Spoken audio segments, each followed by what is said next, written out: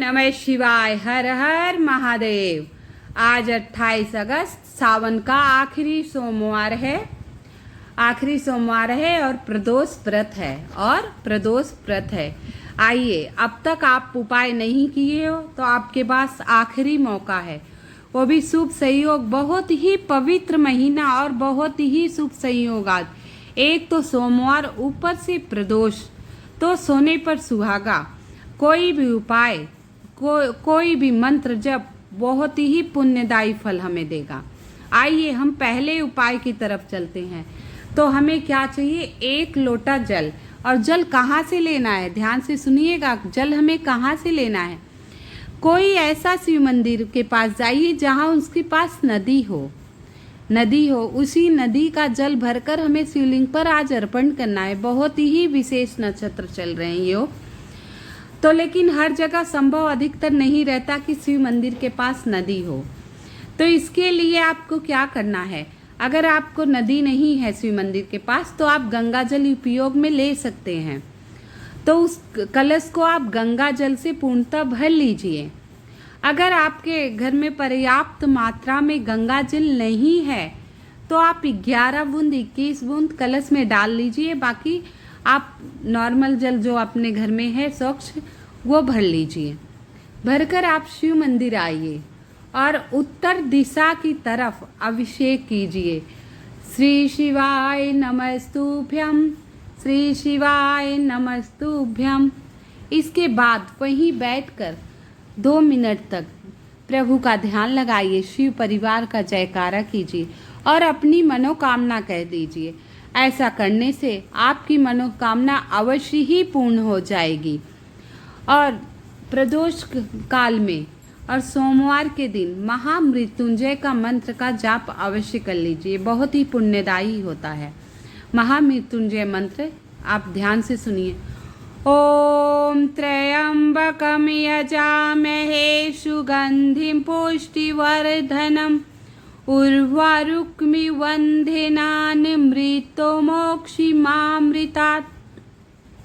ये मंत्र ये दैत्य गुरु शुक्राचार्य ने बहुत तपस्या के बाद भगवान शिव से ये मंत्र प्राप्त किया था। और जब उनके दैत्य कुल में किसी की मृत्यु होती, इस मंत्र से वो जीवित कर दिया करते थे अपने तपोबल से। इस मंत्र के जाप से आपके शरीर की निरोगी काया रहेगा, स्वस्थ शरीर रहेगा। तो सावन के महीने में आज सोमवार का आखिरी सोमवार है सावन का। प्रदोष काल में इस मंत्र का जाप 11 बार, 21 बार, 5 बार, 7 बार, जैसी आपकी मर्जी हो, जैसे आपका समय हो वैसे जाप कीजिए। आइए दूसरे उपाय की तरफ बढ़ते हैं। 5 दुर्वा लें, 5 दुर्वा, 5 सफ़ेद फूल, 5 बेलपत्र, कटे पीटे नहीं होने चाहिए, 1 तांबे का लोटा, ये सब लेकर आप शिव मंदिर जाइए। और प्रतिदिन की तरह जोत बत्ती वगैरह तो आप ले ही लिए होंगे। तो शिव मंदिर जाइए, वहाँ मंदिर से बाल्टी लेकर स्वच्छ जल 1 बाल्टी आप भर लीजिए, 1 बाल्टी आप भर लीजिए। पहले आप दुर्वा, 1 दुर्वा, 1 पुष्प, 1 बेलपत्र शिवलिंग पर चढ़ा दीजिए।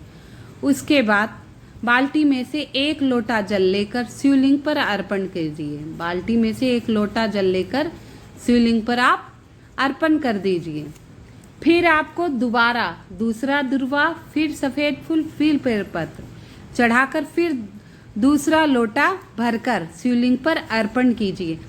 ऐसे हम 5 बेलपत्र, 5 दुर्वा और 5 पुष्प ले गए हैं।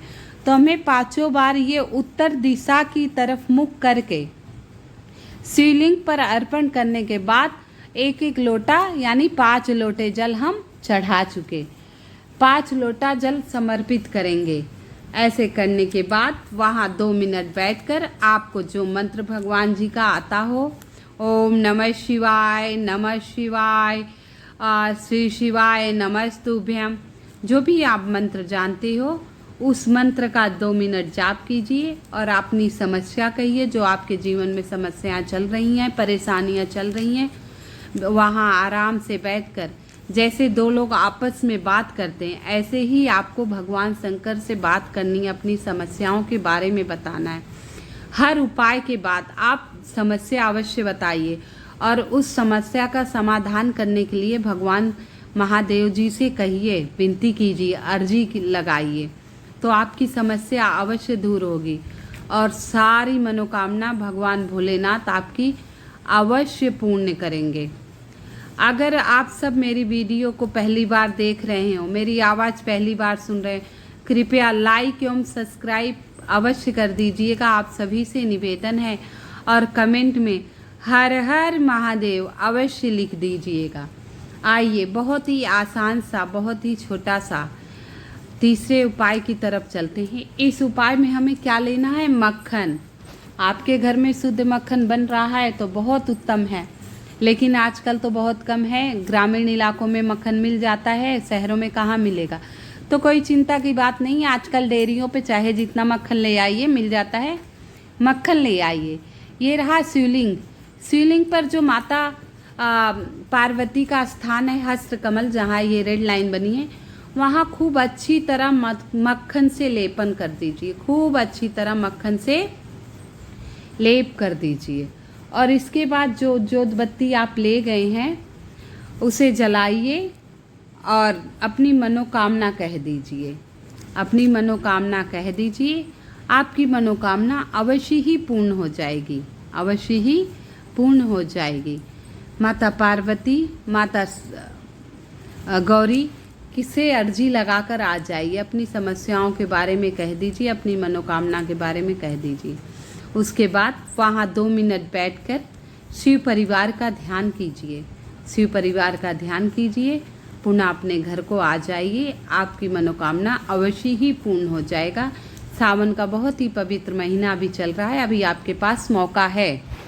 आइए अंतिम उपाय की तरफ चलते हैं, चौथे उपाय की तरफ। ध्यान से सुनिएगा ये उपाय और बहुत अच्छे तरीके से करिएगा।